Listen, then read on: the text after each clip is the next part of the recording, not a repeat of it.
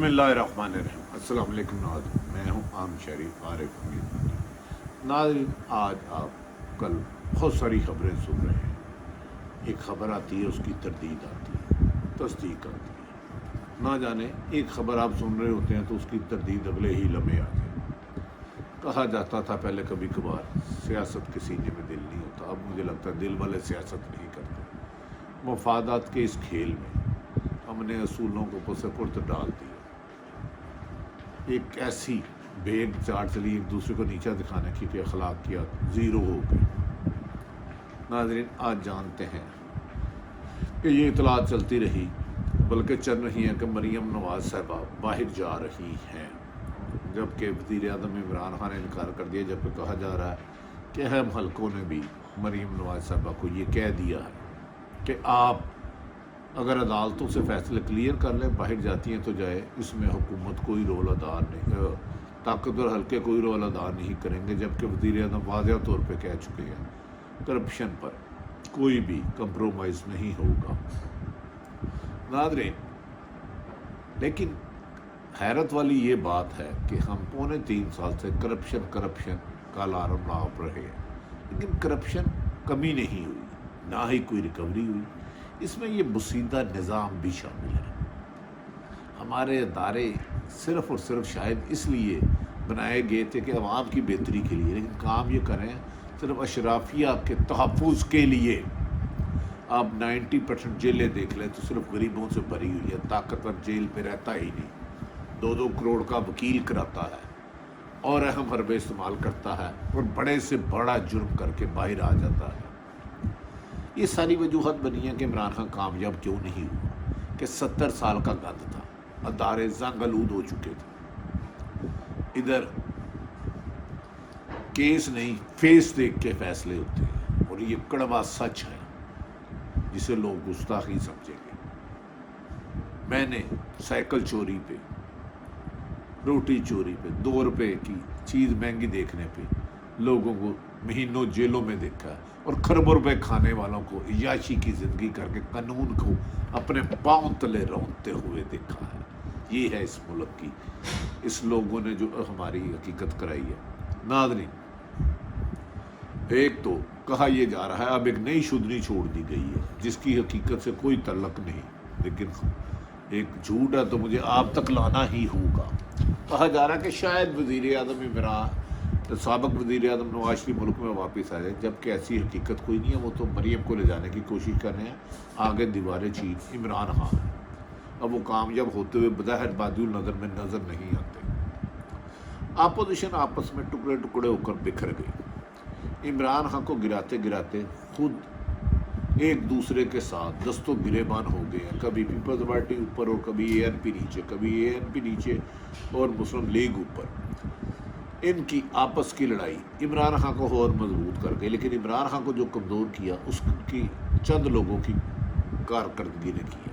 اب عمران خان، یہ کہا جا رہا ہے کہ 15 پچھلے دنوں سے خبریں آ رہی ہیں، میں اس کی تصدیق نہیں کر رہا، کہ کسی وقت بھی اسمبلی توڑ دیں گے۔ جب ہم نے عمران خان کے قریبی حلقوں سے رابطے کرنے کی کوشش کی تو انہوں نے کہا کہ ہاں یہ مشورے ضرور ہوئے تھے۔ وزیر اعظم نے کہا کہ مجھے نمبر گیم بہت کم ہے اسمبلی میں نہ قانون سازی کر سکتا ہوں، ایک طرف مجھے اتحادی جماعتیں بلیک میل کرتی ہیں، دوسری طرف میرے نمبر کم ہے، تو نہ ہی میں ڈلیور کر پا رہا ہوں، اور بیوروکریسی کا جال کوئی نہ کوئی فراڈیوں کے ذریعے آ رہا ہے، تو بہتر یہ ہے کہ میں اگر عوام کی خدمت نہیں کر سکا جس مقصد کے لیے آیا تھا، یہ اسمبلی یہی توڑ دوں۔ اس پر کچھ مفاد پرست ان کے پولیٹیشنوں نے کہا خدا کا واسطہ ہے عمران خان صاحب اسمبلی یہ نہ توڑیے گا، جو پونے 3 سالوں میں مہنگائی، بے روزگاری اور کرپشن نے لوگوں کا برا حال کیا ہے، میں عوام کے سامنے ہم نہیں جا سکتے، ہمیں لوگ ماریں گے۔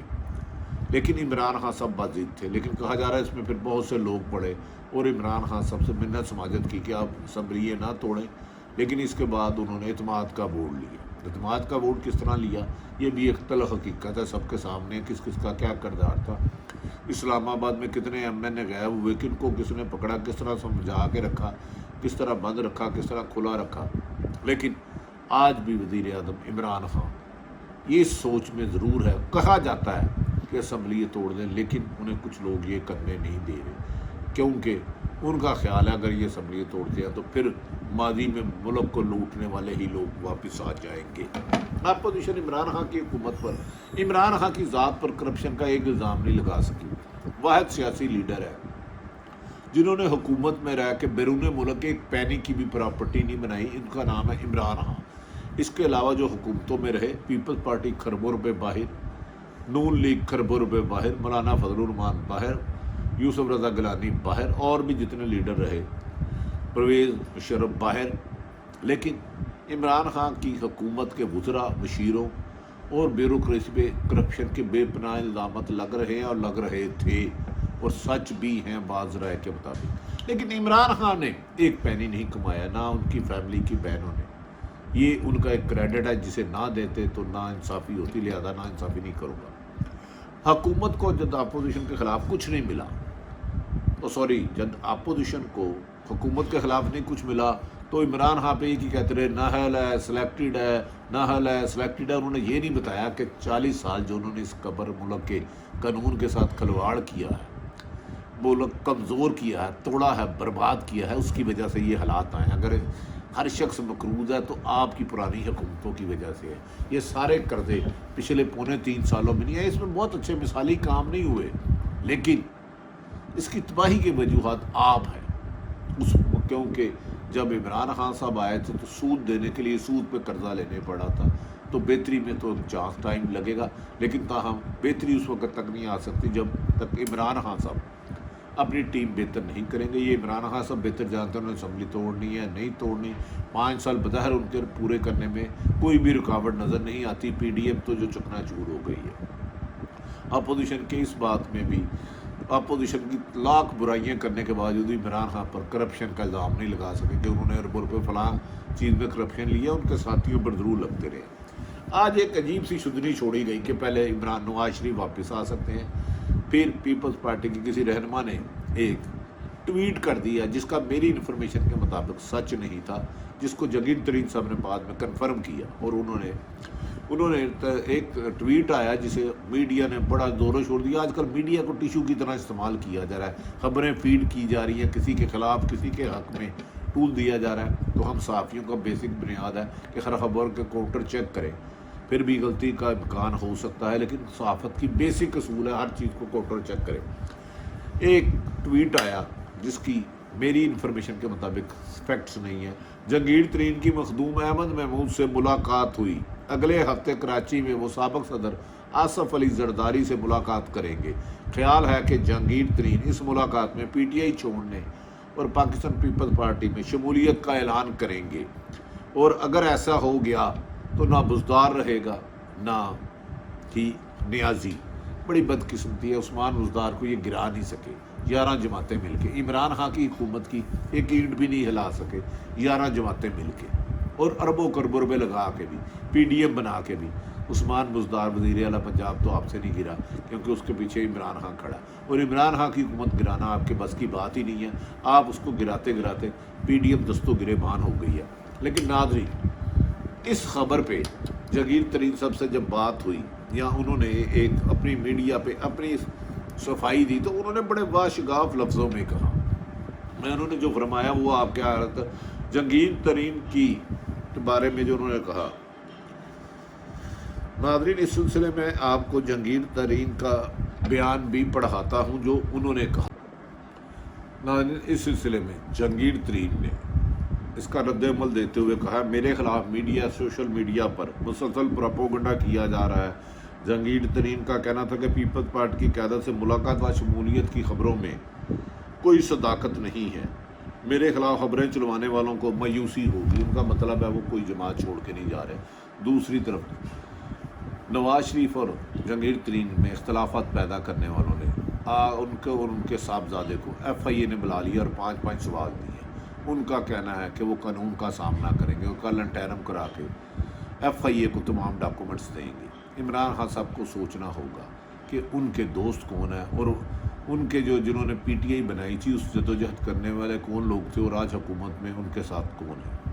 ناظرین، یہ ایک خبر کنفرم ہو چکی ہے کہ وزیر اعظم عمران خان صاحب یہ بات سوچ رہے ہیں کہ اگر انہیں بہت زیادہ بلیک میل کیا جاتا ہے وزارتوں میں اور بیوروکریسی کی من پسند تعیناتیوں پر، تو وہ اسمبلی بھی توڑ سکتے ہیں، جس کے بظاہر اثار نہیں، لیکن یہ مشاورت وزیر اعظم پاکستان نے شروع کر دی ہے۔ یہی وجہ ہے کہ پچھلے 10-12 دنوں سے وزراء کی تبدیلی اور بیوروکریسی کی تبدیلی کا فیصلہ نہیں کر پا رہے۔ تاہم پاکستان کے طاقتور حلقے چاہتے ہیں کہ پاکستان میں جمہوریت کا تسلسل چلتا رہے، جیسے پیپلز پارٹی کو 5 سال پورے کرنے دیے، نون لیگ کو اور اب پی ٹی آئی کو۔ اب امتحان وزیر اعظم کا ہے کہ انہیں بلیک میل تو نہیں ہونا، یہ انہوں نے فیصلہ کر لیا ہے، اس کے لیے وہ ہر بڑی قربانی کے لیے تیار ہے۔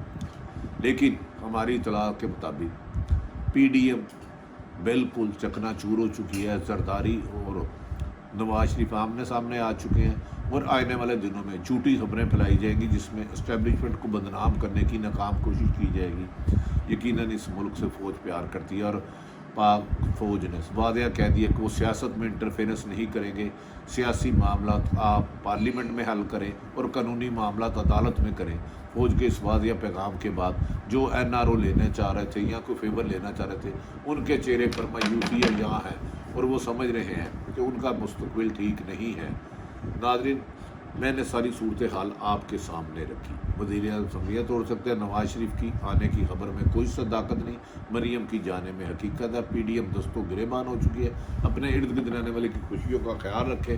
پاکستان زندہ باد۔